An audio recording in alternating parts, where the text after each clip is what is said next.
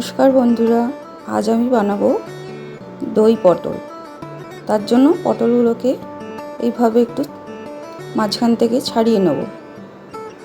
এইভাবে সব ছাড়িয়ে নেওয়ার পর পটলের দুটো কোনা একটু ছুরি দিয়ে কেটে নেব, যাতে মশলাগুলো ভিতরে ঢোকে। সমস্ত পটলগুলো কেটে নেব। আমি এখানে 500 গ্রাম পটল নিয়েছি। পটলগুলো কাটা হয়ে গেছে। এবার একটু নুন আর হলুদ দিয়ে মাখিয়ে 5 মিনিটের জন্য রেখে দেবো। এদিকে একটু আদা, হলুদ গুঁড়ো, জিরে গুঁড়ো, লঙ্কা গুঁড়ো, গোলমরিচের গুঁড়ো আর ধনে গুঁড়োর একটু মিশ্রণ তৈরি করে একটু জল দিয়ে সাইডে রেখে দেবো।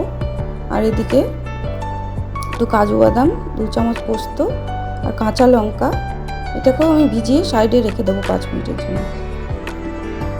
এবার 2 চামচ দই নিয়ে একটু নুন দিয়ে এটাকে ফেটিয়ে রাখবো। 5 মিনিট হয়ে গেলে আমি কড়াইতে তেল দিয়ে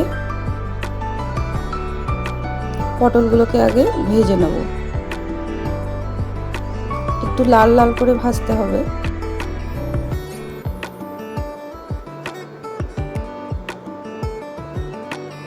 একটু ঢাকা দিয়ে দেবো, যাতে করে একটু সামান্য পটলটা একটু সিদ্ধ হয়ে যায়। লাল লাল করে ভাজা হয়ে গেছে। এবার তুলে নেবো পটলগুলো।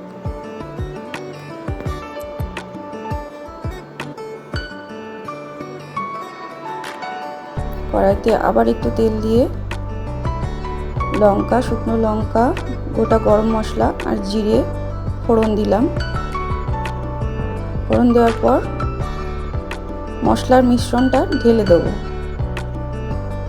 এবার হালকা আঁচে মিশ্রণটা একটু কষাতে হবে, যতক্ষণ না একটু তেল বেরিয়ে আসছে।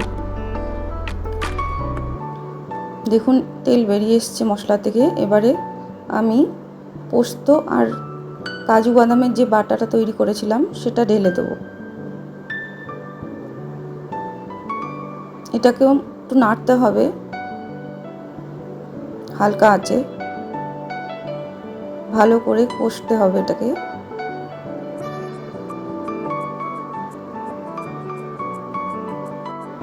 এটাকেও কিছুক্ষণের জন্য নাড়তে হবে, যতক্ষণ না তেলটা বেরিয়ে আসছে।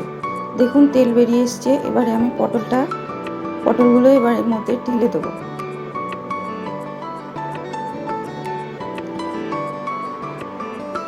দেওয়ার পর এবারে আমি এর মধ্যে দইয়ের মিশ্রণটাও ঢেলে দেবো।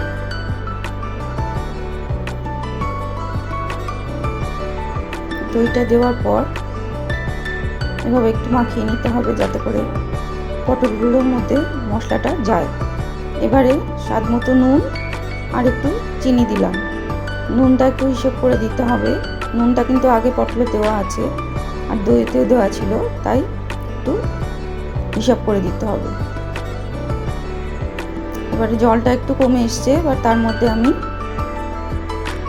হাফ কাপ মতো জল দিয়ে দিলাম, দিয়ে ঢাকা দিয়ে দিলাম, বাকি পটলটা যাতে সিদ্ধ হয়ে যায়।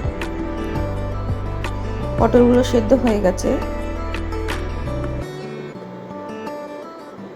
এবারে এর মধ্যে একটু কাঁচা লঙ্কা কেটে আর একটু গরম মশলা দিয়ে আমি নামিয়ে দেব।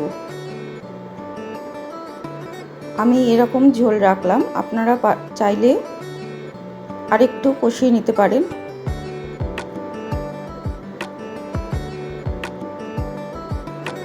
দই পটল রেডি হয়ে গেল। রান্নাটা কেমন হয়েছে অবশ্যই জানাবেন, এবং আমার চ্যানেলটা যদি সাবস্ক্রাইব করা না থাকে তাহলে অবশ্যই সাবস্ক্রাইব করে নেবেন এবং একটা লাইক এবং কমেন্ট করে দেবেন।